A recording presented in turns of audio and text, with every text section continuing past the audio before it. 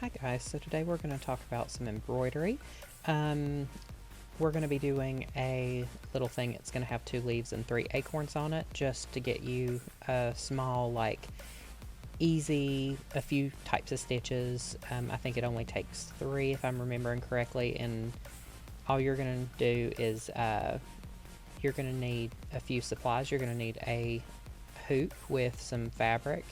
I've already pre-done a little bit of the thing so it doesn't take me so long. As you can barely see, there's an outline on there. You want to pre-sketch out your outline. You might need a seam ripper. You might need a pair of shears or scissors.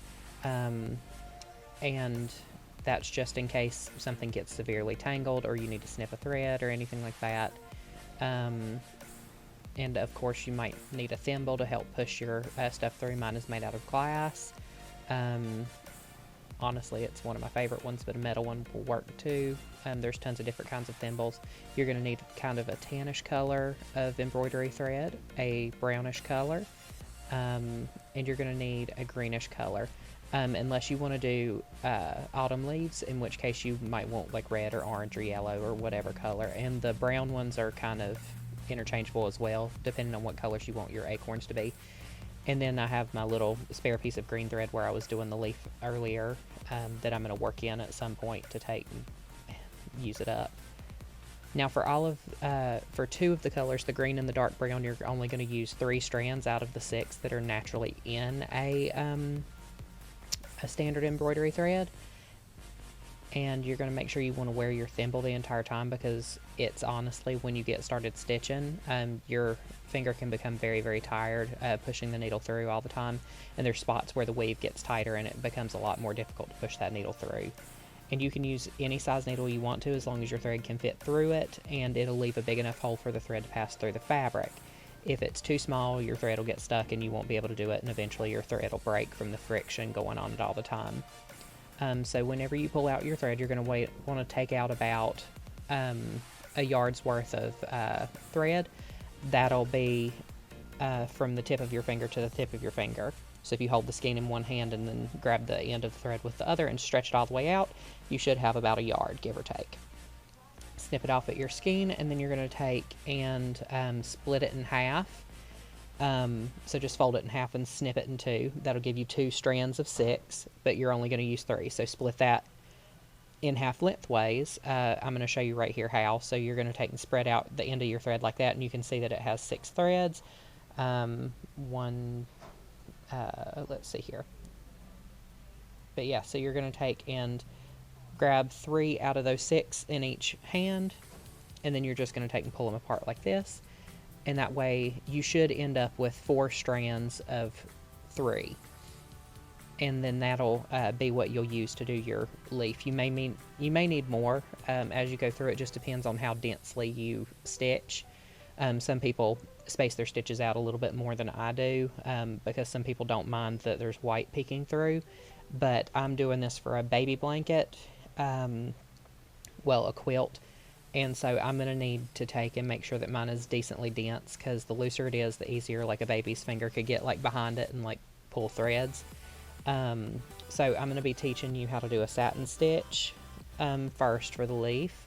What you're going to do on your leaf, if you look, I've got the squiggles going around the outside, and then I've got a line up the middle. That'll be your center line. And I'm going to trace out my squiggle for you. That way you can see about where it is, because it's a little bit light when you're looking on camera. And then you have a stem that connects it to the rest of the stems, just like I did with this one. And that chain stitch that makes up that center stem on the other leaf goes all the way down, and I'll show you how to do that in a minute. And I had my needle poked in here, so if there's a hole in your fabric, you can just run your pin over your needle over it, and it'll close up that hole, so you don't have to worry about stuff like that. Even if you are stitching and have to take something out and it leaves pin pricks and holes all in it, you can just close those up. It's not that big of a deal. But anyway, so you're going to take your thread and you're going to go underneath your hoop, and you're going to pull it up right next to where your stem is going to be. Now when we stitch this, you're going to want to make sure you leave a space in the middle. That way that you can chain stitch down the middle. If you overlap your stitches in the middle, it'll not leave room for that chain stitch. If you don't like the way the chain stitch goes, then you can always overlap those stitches. Just know that it's not going to look the same as mine, and it might be a little bit more difficult to stitch through because once you get stitches in there, it pushes the weave of the fabric tighter. And so what you're going to do, you're going to come up through the middle and you're going to go down following your outline the entire way up. With leaves, I like to put an angle on my stitches as they're going up and the opposite angle going down. That way it kind of looks like they point to the middle. If you look at the other leaf, you can kind of see that, and that's the reason the colors look different on either side. It's just because the way the light's hitting it is different. So the way you do that, to get the angle to begin with, you just stitch straight across on the first one. The second stitch that comes up, it'll come up through the exact same hole in the middle and go down in a different spot on the outside a little further up. And you'll keep repeating that, coming up through the same hole and going on the outside a little bit up further. That way that it starts to tilt your stitching. And then as it starts to tilt, if that hole starts to get really full and tight, you might want to take and move on right beside it and continue adding to the same holes until it gets the right angle, about a 45-degree angle, give or take. It's not really super specific, just as long as it's slanted. And then you'll just keep following. Once you get it to the right angle, then you can start moving your middle stitches up as you move up your outside stitches. If at any point during your stitching you actually catch up to yourself and it becomes flat, you can take and again stitch into the same hole back and forth until it gets the right angle again, and you won't be able to tell the difference. One thing is make sure that your hoop does not come loose. Your fabric will want to gently slide because you're manipulating it with your fingers and thread and needles and stuff. You want to make sure that it stays tight. So to do that, after you've tightened your hoop up on your fabric and everything, all you have to do is just go around and pull it like I'm doing right here. And as you pull it, it's going to take out all of the slack in that. Just make sure you do it evenly all the way around. That way it doesn't warp your work that you've done already. And whenever you tap it with your finger, it should kind of sound like a drum. And so let's just hurry up through this. I'm just going to boo, boo, boo.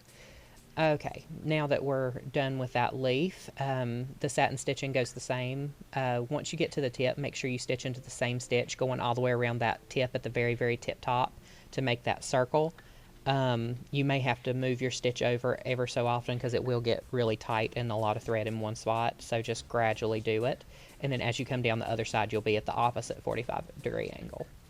Okay, so now you're going to do this little chain stitch here. You're just going to make your first stitch right at the top of that line, and then you're going to take and come up through the middle of that stitch, and then you're going to move it forward however long you want your stitch to be. Usually the smaller stitches work better, but they can be super long if you are impatient. It's not that big of a deal.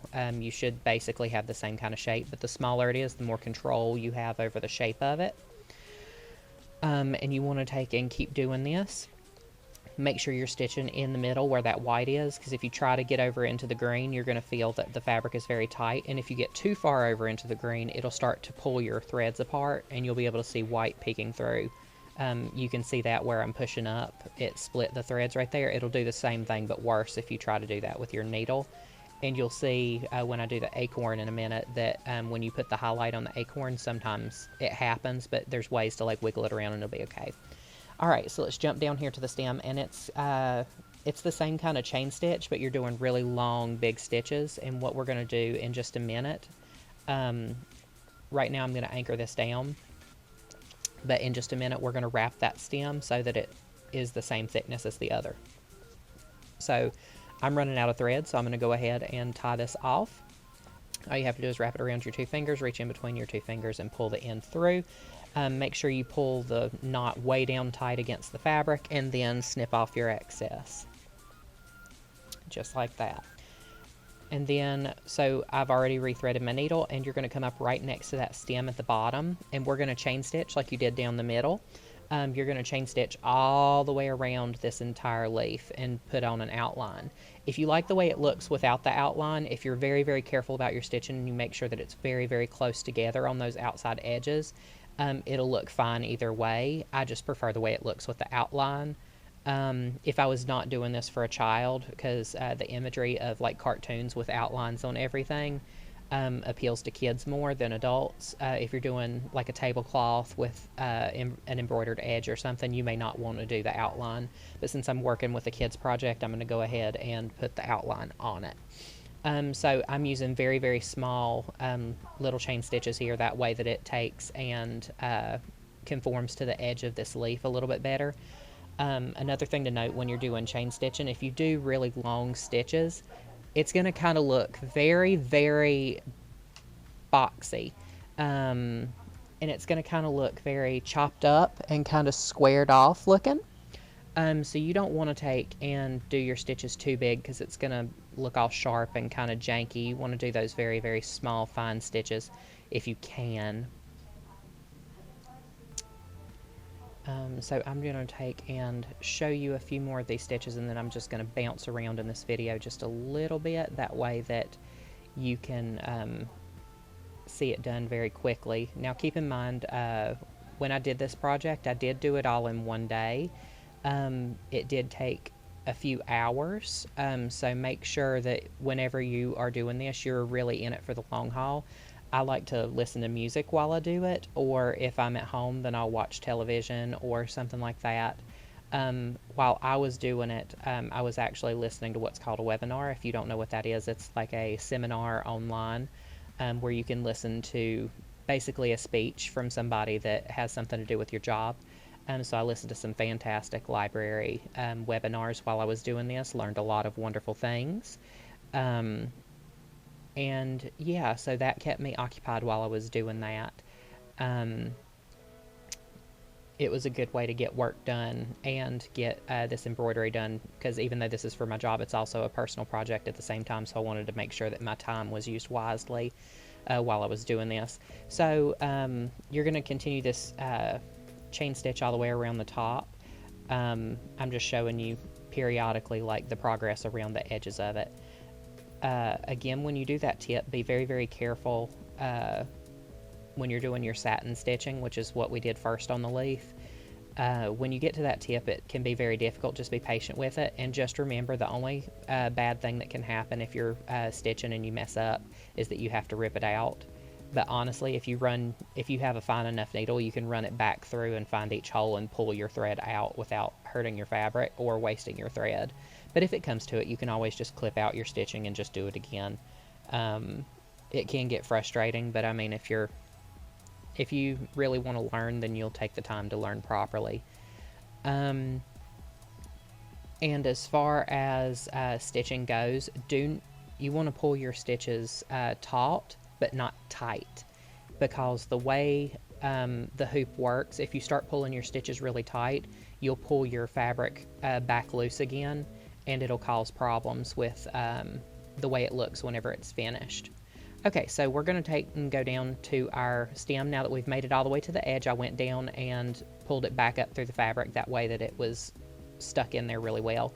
And what we're doing, I'm just putting the needle underneath those really loose chain stitches that we did earlier for the stem, and I'm just coming around and just wrapping it around and around and around over and over again. You're going to go all the way down and back up and back down and back up and back down until you reach the thickness that you want. I tried to match the thickness of the chain stitch that I had inside the leaf on the first leaf, and whenever I got to the second leaf, the chain stitch looks a little bit thinner, but I wanted the thickness of the stem to match the other leaf as well as the acorns.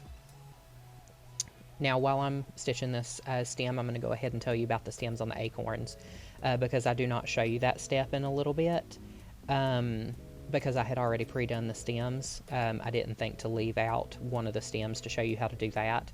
The reason it looks like it's striped or variegated is because whenever I got done with the French knots that I'm going to show you in a minute for the cap of the acorns, I went ahead and stitched a small little chain stitch at the top of it and wrapped it in the tan thread, and I had already done the brown when I did the very first acorn that you see on your left. I went ahead and did the stitching to do the brown parts of the stem and had already wrapped them and everything, and whenever I did the caps to the acorns, I went ahead and did a chain stitch in tan and then wrapped that first little bit and then spiraled it around the brown to help blend it in a little bit. So it's not that hard, and it looks like I've mixed threads together somehow, but I just wrapped it around.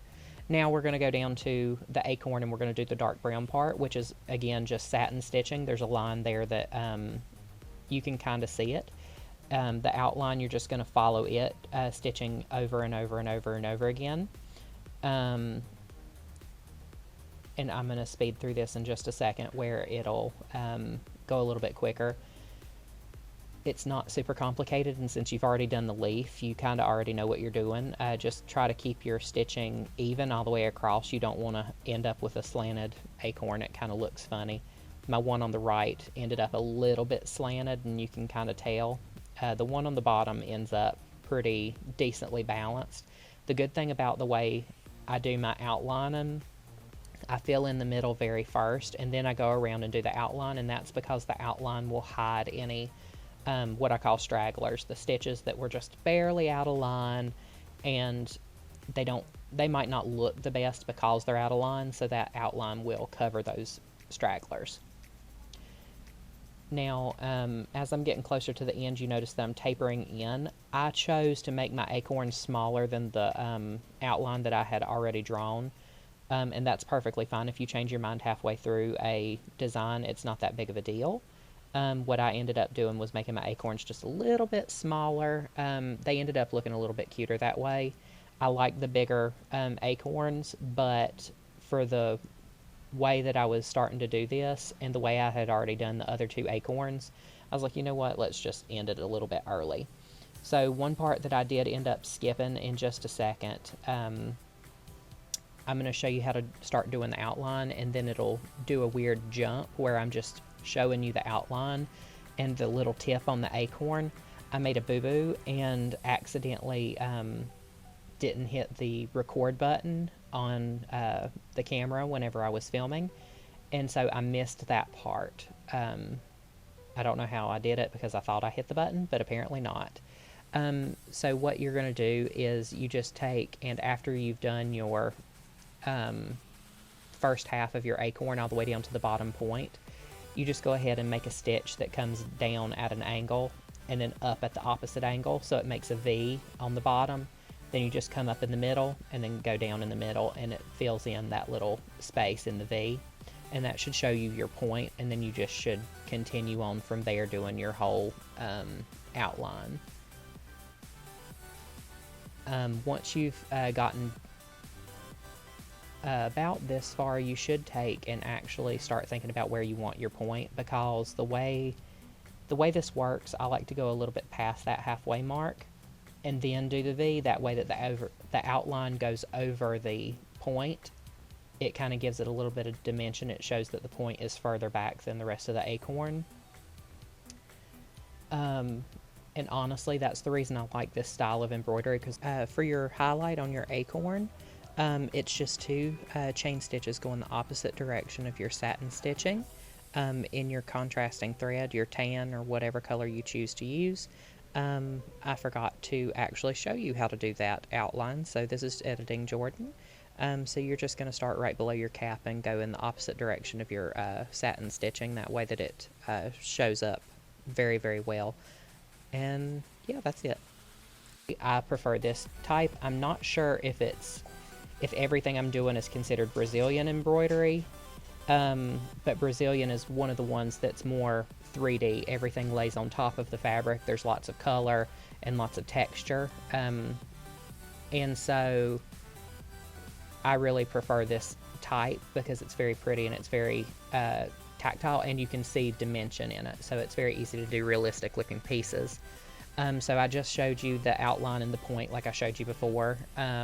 Just be very careful when you do that. If you have any questions, once the library is open, feel free to give me a phone call at the Mount Holly Library and come and give us a visit. That way that we can go ahead and I'll show you how to do that little point on the end of the acorn if it's not clear. Okay, so we're going to do the cap of your acorn. This, you're going to need your tan thread. Pull you out about 1 arm's length, so just about half of what you pulled out for the green. The brown was, I believe, If you're doing all 3 acorns at the same time, then you'll want the 4 strands of 3 like I did with the leaf.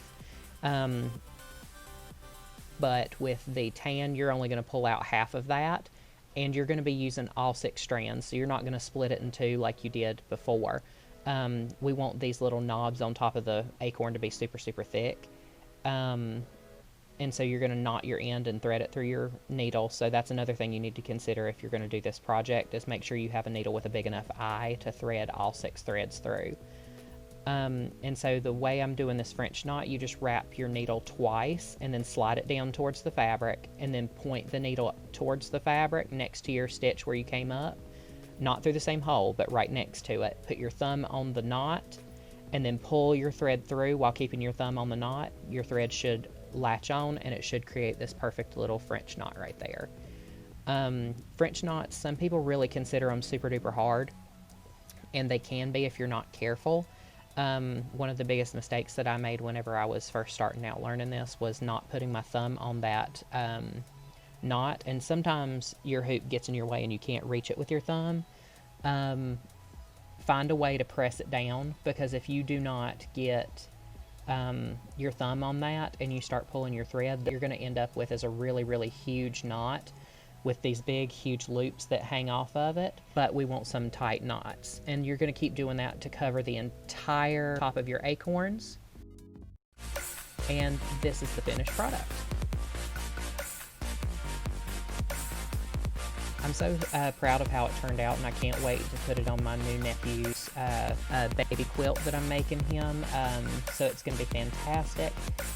But yeah, so just make sure that you're careful with your stitches and you've paid very close attention. It's very repetitive. It's only 3 different stitches, so it shouldn't be too hard. And as always, thanks for watching. Please like, share, and subscribe to the Gaston County Public Library YouTube page. And stay tuned for more library content. Bye!